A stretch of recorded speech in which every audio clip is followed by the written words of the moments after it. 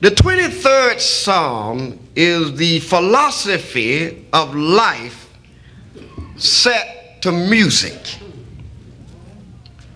One will not find a greater piece of literature in the Bible nowhere.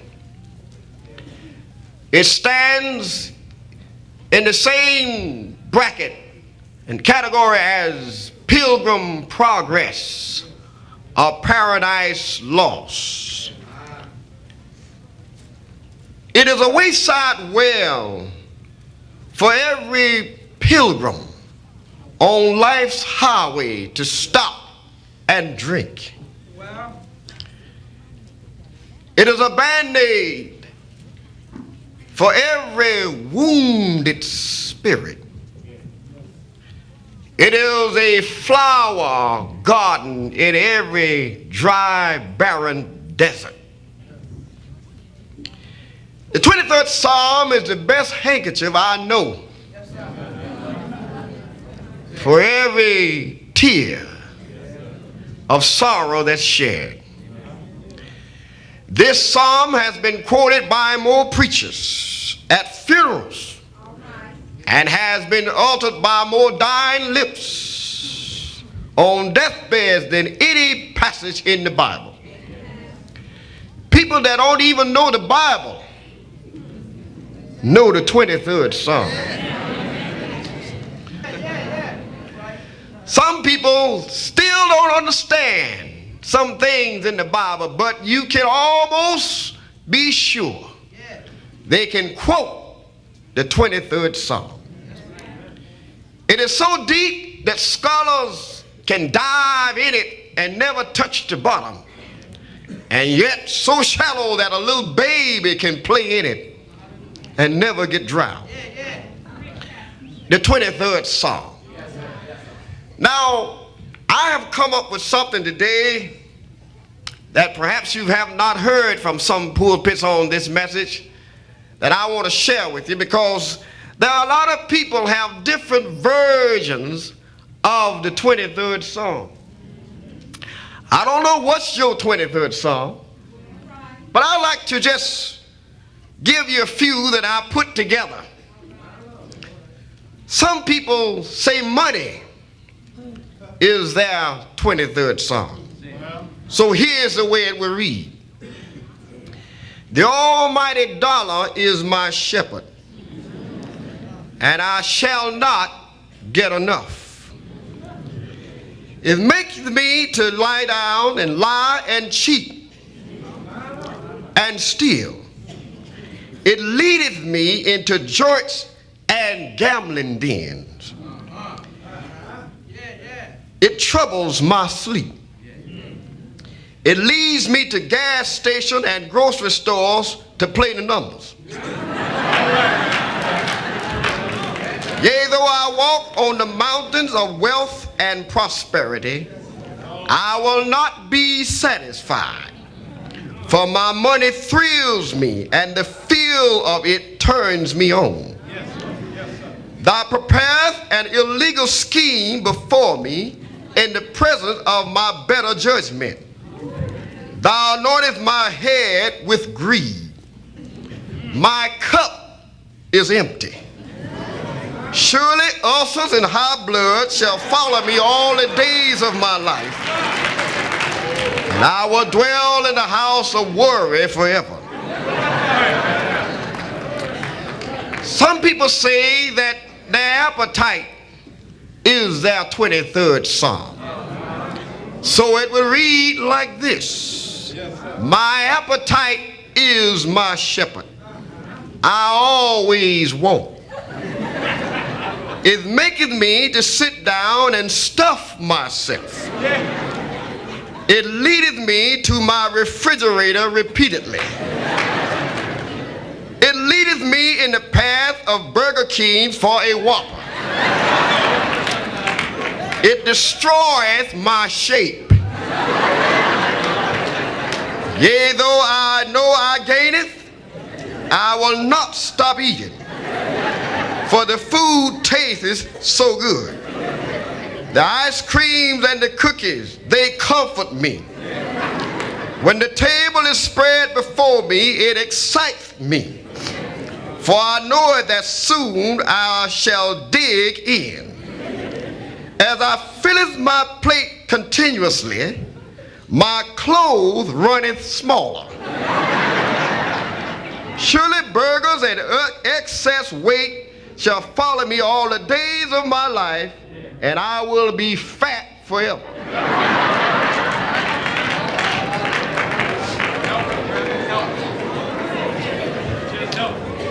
Some people take pleasure for their 23rd Psalm.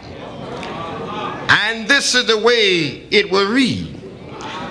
King Pleasure is my shepherd. I shall never cease to want. It maketh me to let my hair down and kick my heels up in all kinds of places. It leadeth me beside the discos and nightclubs. It destroys and empties my pocketbook. It leadeth me into temptation for the sake of a good feeling. Yea, though I have lost my wealth and my health, I will still look for the hot spot, because they turn me on. Thou puttest a vain show on in the presence of my friends. Thou anointest my head with filth. My soul burns with lust. Surely cocaine and crack shall follow me all the days of my life, and I will dwell in the mental institution and rehab centers forever. One more, and I'd like to share with you, and that's liquor. If I was an alcoholic, this would be my version of the 23rd Psalm. King Alcohol is my shepherd. I shall always want. He maketh me to lie down in filthy gutters. He leadeth me beside the package stores and bill joints. He decays my soul. He leadeth me in the path of wickedness for the devil's sake. Yea, though I fall down in alleys and bruises my head, I will feel no pain. For my liquor is with me, and the smell and the taste of it comfort me. Thou preparest an empty table before me in the presence of my family. Thou anointest my head with foolishness. My mouth runneth over. Surely headaches and hangovers shall follow me all the days of my life, and I will dwell in the habit of Jack Daniel and six-packs forever.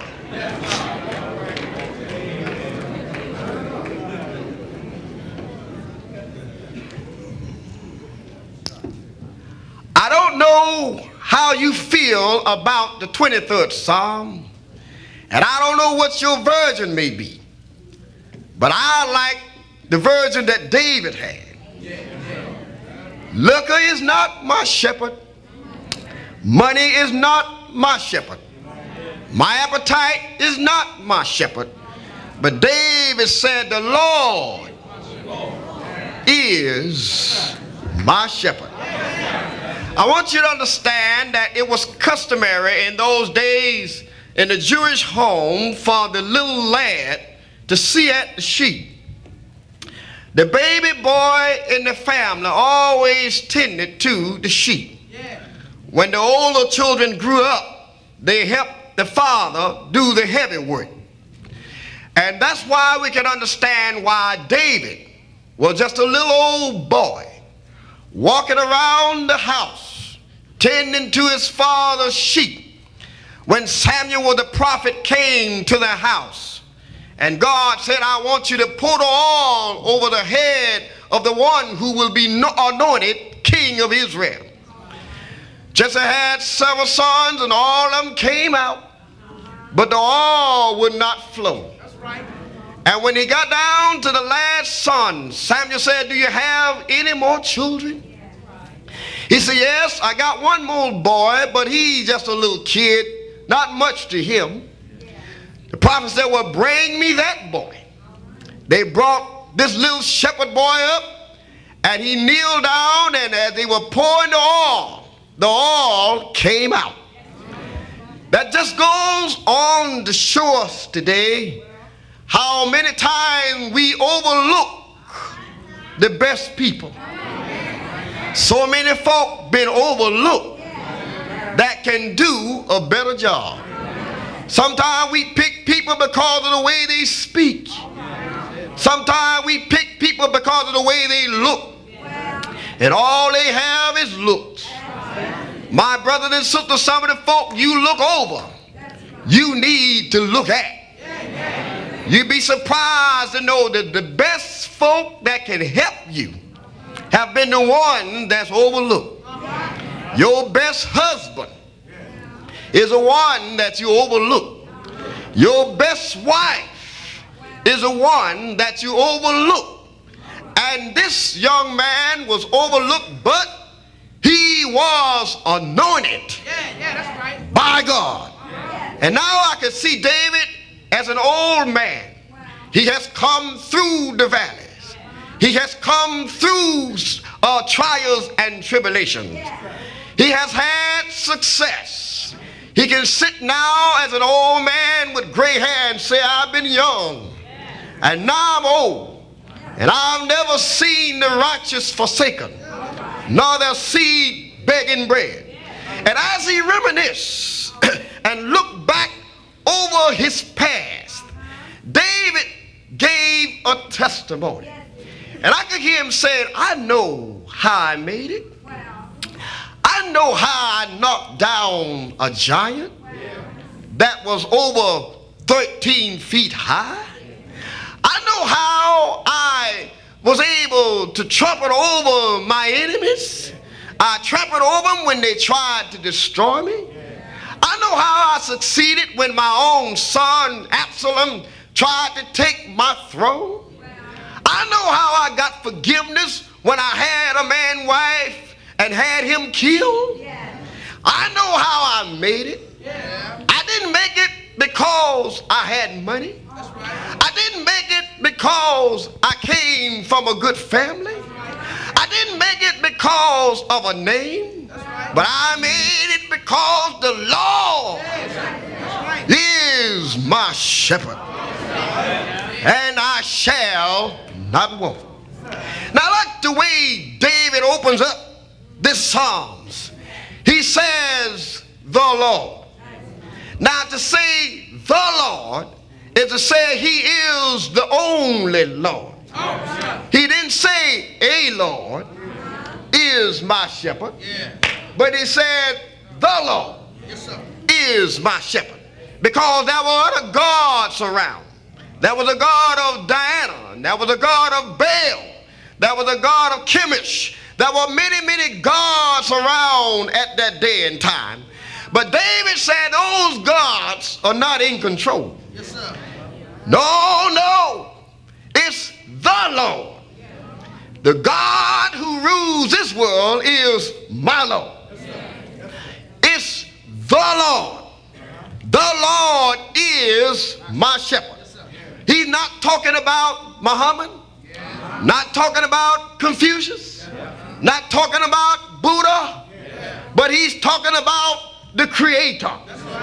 Notice he called him the Lord, talking about the same Lord, the Lord that stepped out from behind the curtains of nowhere, stood up on the platform of nothing, pulled down the mic of time, and he spoke, and his word leaped over rails and dales, and when it settled down, it hatched out a universe. Talking about that Lord, the Lord, whose spirit moved over emptiness and caused emptiness to empty itself of emptiness and filled itself with the glory of God's creation. Talking about the Lord, the same Lord that scooped out the valley and piled up the mountains, painted painted the sky blue and painted the clouds white without a brush or a ladder. Sat down and told the clouds a sad story. And every time they think about it, they weep and I get rain. I'm talking about the Lord.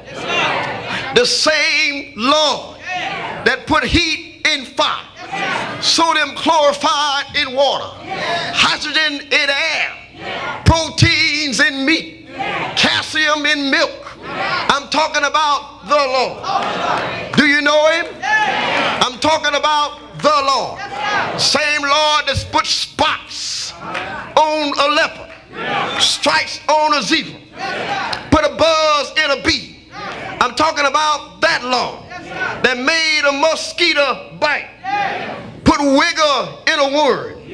I'm talking about the Lord that put gills on a fish, put wings on a bird. I'm talking about the Lord that baptized this world with a liquid mist, saw the world was naked and put on it green clothes in the summertime, change your garment and put on brown in the winter. I'm talking about the Lord that made the trees stretch up their arms to glory as if to say glory to God in the highest, and told the weeping widow, hang your head and sing, sometime I feel like a motherless child.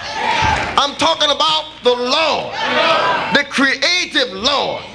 He said the Lord is my shepherd. Am I right about it?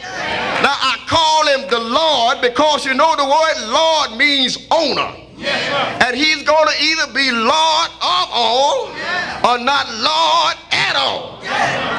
I don't know what God is to you, but I'm glad that he's my Lord. He's Jehovah. He stands all by himself. He doesn't need no help. When he's coming, he's going. When he's going, he's coming. He's already where he's going and already been where he's going back. My Lord is God. I like what David said. He called him the Lord is my shepherd. Now look here, Mount Carmel. This is a great pair. He called him Lord and then shepherd. What a combination. Do you know what Lord means? Lord is divinity. Shepherd is humanity. Am I right about it? Lord means he's above me. Shepherd means he's right beside me. Lord means he's so high I can't reach him. Shepherd means he's in my heart and I can feel him every day. Am I right about it? That's one thing I'm glad about my God. He's able to adapt. Am I right about it? He not only can be high above me, but he can stoop low beneath me. Huh? It's good to be flexible. Blessed is he that is flexible, for he shall not be broken. Am I right about it? I wish some Christian would learn how to be flexible. You know, some folk are so heavenly minded, they ain't no earthly good. All they talk about is heaven. They're in the Lord bracket, but they don't know how to get in the shepherd bracket. It's all right to talk about the saviorhood of God, but what about the shepherdhood? Yes, God will save you, but he will also take care of you. Am I right about it? You ought to be able to be a Christian and yet know how to be human. You ought to be able to be a Christian and know how to get along with everybody. You ought to be able to shout in church and know how to laugh with your friends. You ought to be able to praise his name and know how to laugh with your enemies. Am I right about it? Some folk don't know how to be flexible. He is Lord, but he's also my shepherd. Now watch this now. Now in the 22nd Psalm, you notice it says, my God, why hast thou forsaken me? That's dealing with the foot of the cross. If you read that psalm, you will discover all the things Jesus said when he was hanging on Mount Calvary, you will notice how they treated him and how they abused him, how they laughed at him. In the 22nd Psalm, that's him as a good shepherd. But when I get to the 23rd Psalm, I see him as a great shepherd because he's alive. He leadeth me beside still waters. But then when I get to the 24th Psalm, it said, lift up your heads, O ye gates, and be ye lifted up, ye everlasting doors, and the King of glory shall come in. That's talking about the chief shepherd. Am I right about it? Now watch me now. Let's echo from the Psalms on up to the New Testament. For the Lord is my shepherd. The shepherd in the Old Testament has also become the shepherd in the New Testament. For in the 10th chapter of John, Jesus said, I am the good shepherd. Y'all ain't praying. Am I right about it? And then you read in the book of Hebrews, chapter 13, it is said that he is the great shepherd. Am I right about it? I'm so glad that I serve a great shepherd. Aren't you glad? Are you glad that he makes a way for you? Are you glad that he opened doors for you? But he's also the chief shepherd. That is, he's coming back again for his saints one day. I'm not worrying about the undertaker. I'm looking for the upper taker. That is the chief shepherd. Am I right about that? Well, let's go back now. I'm almost through with you. The Lord is my shepherd. I don't know about you, but I have an ears God. Now some folk are in the was category. When I go to the tomb of Muhammad, he's still there because he was. When I go to the tomb of Confucius, he's still there because he was. When I go to the tomb of Buddha, he's still there because he was. But when I go to the tomb of Jesus, he's not there because he is.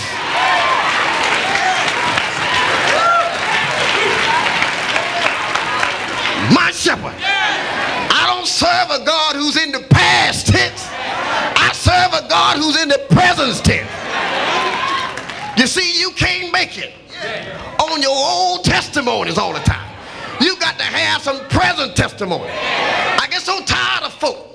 Every time they give a testimony, it's the same old testimony. Like God hadn't done nothing for you lately. What has he done for you this morning? Didn't he wake you up this morning? Didn't he put bread on your table this morning? The Lord is, not was, but he is my shepherd.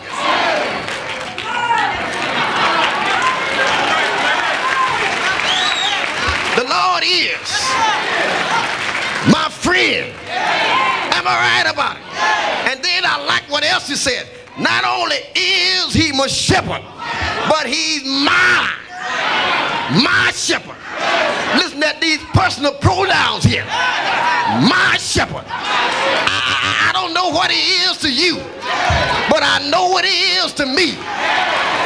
You see, if you're going to make it in this world, you got to have some I, mine, and me religion. Too many folk trying to hobo to heaven on their grandmama's testimony. But you got to have some I, my, and me religion. I don't have to wait for my mama to talk about what he done for her. I can tell my mama, Mama, you told me the time when I was first born, but I'm going to tell you about the time I was second born. The reason why Some folk can't shout this morning. They don't have no I, my, and me religion. The reason why you can't pray like you ought to pray, you don't have no I, my, and me religion. Listen all through the song. The Lord is, he maketh to lie down in green pasture, he leadeth beside still waters, he restoreth.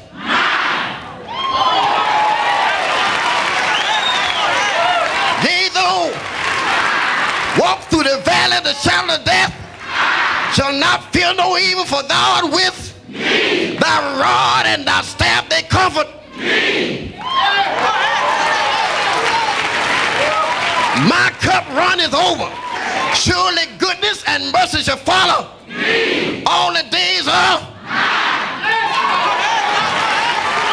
I don't know about you, but I got some my, and me religion. The Lord is my light and my salvation. Whom shall I fear? I know my Redeemer liveth. Am I right about it? I don't know about you, but I'm glad I got some I'm just like Paul. One thing I do, forgetting those things behind me and press toward the mark of the high calling of Jesus Christ. And my God will supply all your needs. I got some and my religion. The Lord is my strength and my salvation. The Lord is my rock in a weary land. When you got some my and me religion, it'll get all in your head, get all in your feet.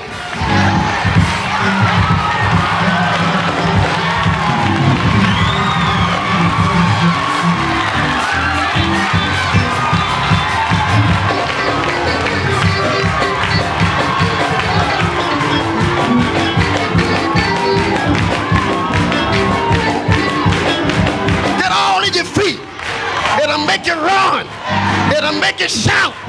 It'll make you dance. It'll make you cry. I got some my, and me religion.